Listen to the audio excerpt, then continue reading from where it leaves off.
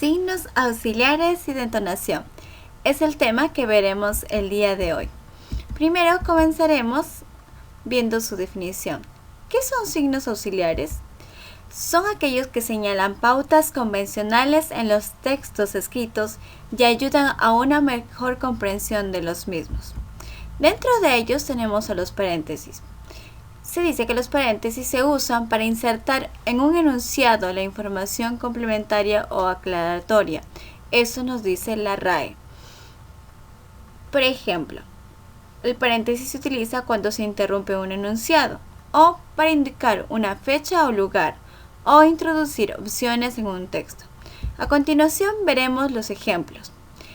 La asamblea, y aquí voy a dar a denotar un realce, la última duró casi 4 horas sin ningún descanso. En el segundo veremos acerca de las fechas.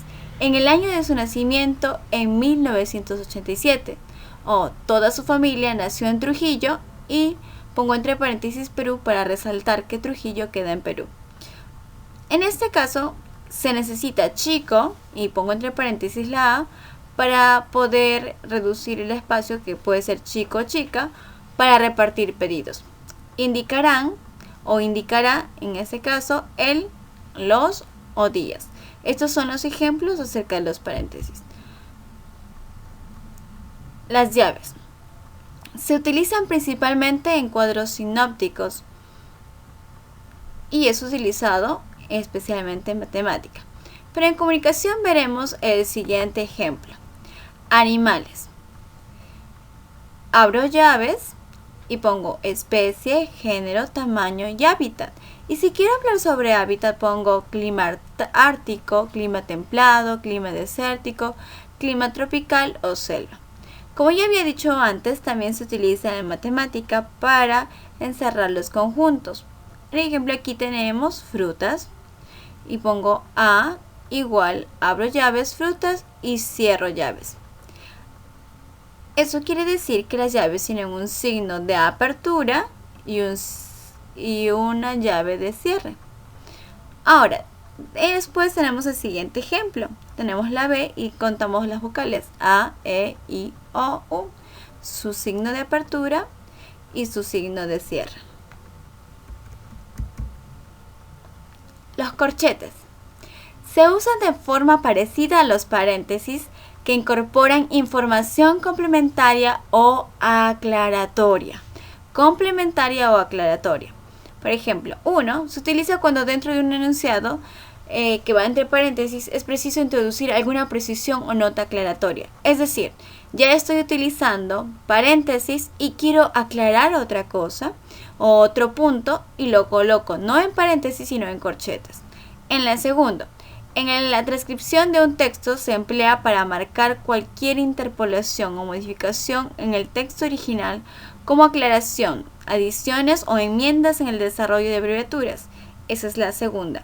En el tercero también se utilizan los corchetes entre puntos suspensivos para indicar que sigue un texto o que se ha omitido un texto o un pequeño fragmento del texto.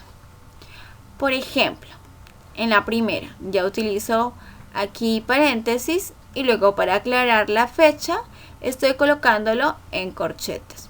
Leo. Una de las mejores obras que publicó César Vallejo, algunos estudiosos consideran su obra Los Heraldos Negros y aquí coloco en corchetes 1915 o 1918 como la evolución del modernismo. Fue Trilce, abro paréntesis 1922. En el segundo ejemplo, para aclarar algunas palabras que tal vez no en la oración no son tan explícitas o tan claras, pongo, existen otras, entre corchetes pongo vías, en la época actual, la hormiga levantó 8 veces su peso. Por ejemplo, alguien se olvidó de colocar la H, entonces como no está en el texto original, lo coloco entre corchetes. En el tercer ejemplo, como habíamos dicho, los puntos suspensivos. Le sonreí para decírselo, pero después pensé que él no pudo ver mi sonrisa y aquí coloco el corchete con los 3 puntos suspensivos para indicar que continúa bastantes párrafos o continúa más textos de los cuales yo estoy obviando. Dentro de los signos auxiliares también tenemos a las comillas.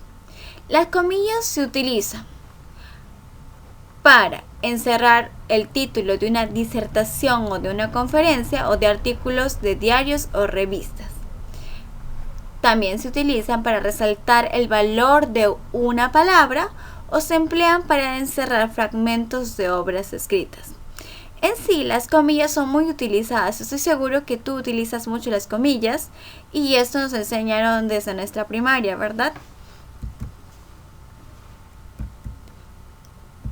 Continuamos. También hablaremos acerca del guión. El guión es una de las longitudes sensiblemente menor que la raya. Es muy parecida, pero no hay que equivocarnos. El guión, ¿cuándo se emplea? Se emplea como signo de unión entre palabras u otros signos. Estoy escribiendo en un texto y luego veo que me falta espacio, entonces, y no he terminado la palabra, coloco el guión y continúo con la palabra en la siguiente línea. También se utiliza como signo de división de palabras al final de la línea. O también se utiliza en el uso de las obras de contenidos lingüísticos. Veremos los ejemplos. Dos elementos que se integran una palabra compuesta como franco, alemán, son dos palabras diferentes, pero lo quiero unir y lo hago a través del guión. Histórico crítico o bomba trampa. Relaciones entre conceptos que pueden ser fijas, por ejemplo, kilómetros hora, calidad-precio o coste-beneficio. También, como hemos dicho, en el silabeo de palabras, por ejemplo, malinterpretar, hispanoamericano. Hay que tener mucho cuidado, usar de causa o no causa. Es decir, tengo que saber dónde voy a utilizar el guión. No lo puedo utilizar en cualquier parte de la palabra. También debo evitar particiones de una palabra que generen malsonantes. Por ejemplo, tenemos aquí chi, lo separo con un guión, y cago. Supongamos que una persona va a leer esto, va a entender o va a interpretar de otra forma. Debo evitar estas separaciones. El gobierno no aprobó la ley. También debo evitar este tipo de separaciones. Es muy claro que también el guión se utiliza para separar las sílabas y esto nos enseña en primaria, ¿verdad? Dice calendario y lo quiero separar sílaba por sílaba. Ka, guión, len, guión, da, guión, rio. Ahora hablaremos acerca de la raya. La raya se emplea para intercalar notas incidentales o aclaratorias. Esto es muy utilizado en las narraciones. Tengo un ejemplo. Raya, empiezo. Esta noche, y quiero aclarar, rayita, murmuro, rayita, he tenido una terrible pesadilla. En este punto se utilizan las rayas para intercalar las notas aclaratorias. También tenemos a las diéresis. Consiste en dos pequeños puntos colocados sobre la letra U con la finalidad de que se pronuncie la vocal U. Ejemplo, agüero, agüista, agüita. Si no tuviera las diéresis, dijéramos aguero, aguista y aguita. Un ejemplo muy claro que lo utilizamos en primaria y desde muy pequeños es pingüino. Si no pusiéramos las diéresis diría pinguino, ¿verdad? Así que es muy importante saber cuándo debemos colocar las diéresis en la U. También tenemos, muy aparte de los signos auxiliares, tenemos signos de entonación. ¿Para qué sirven?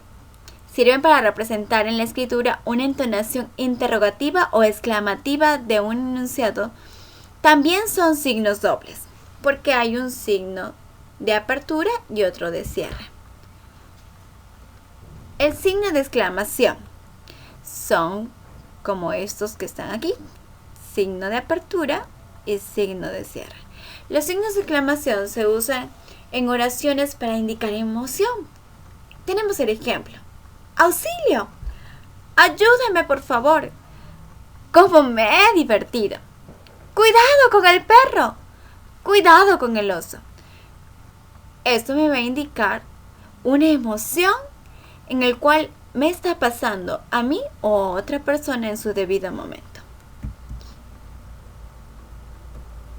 Ahora hablaremos sobre el signo de interrogación. Se coloca al principio y al final de las oraciones interrogativas directas. Ejemplo. ¿Cuánto te costó? ¿Leyeron el libro la semana pasada? ¿Estudiaron para el examen? ¿Pagaste la cuenta de luz? ¿Pagaste el teléfono? Como ustedes saben, son estos signos de interrogación y todos necesitan ser contestados. Debemos utilizarlo muy bien con nuestra tonalidad correcta, tanto el de admiración y de interrogación. Espero que todas estas definiciones y esta información te haya servido de mucho. Muchas gracias. Eso es todo.